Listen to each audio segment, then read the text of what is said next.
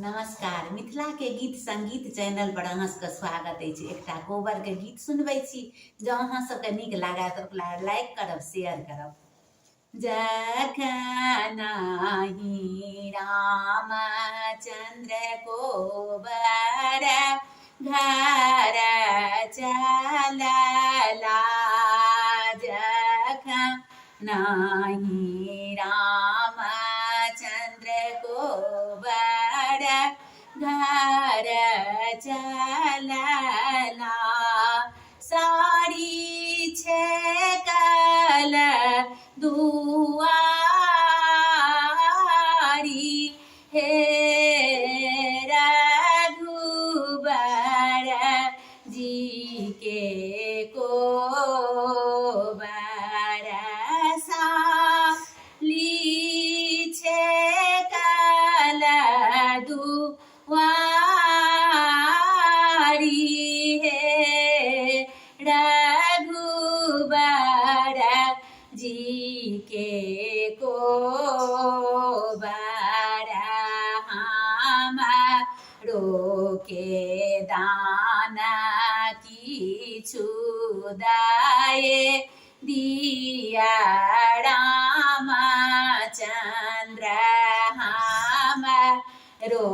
के दाना किछु दए दिया रामचंद्र, तखन जाएब कोबर घर, हे रघुबर जी के कोबर, तखन जाएब कोबर घर, हे रघुबर जी के कोबर हमारो के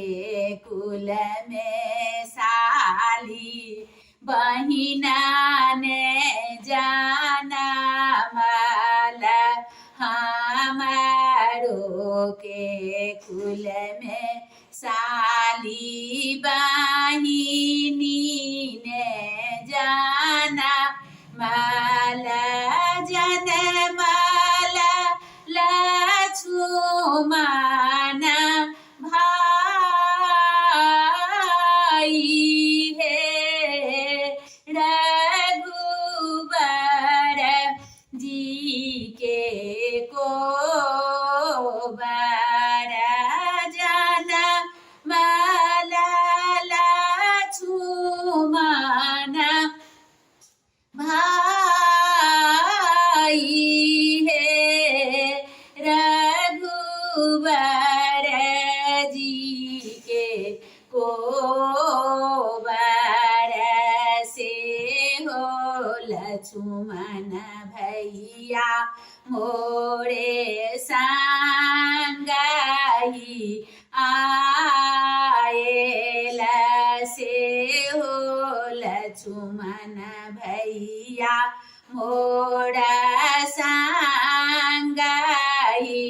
आएल, से हो कोना हम देव दहेज, हे रघुबर जी के कोबर, से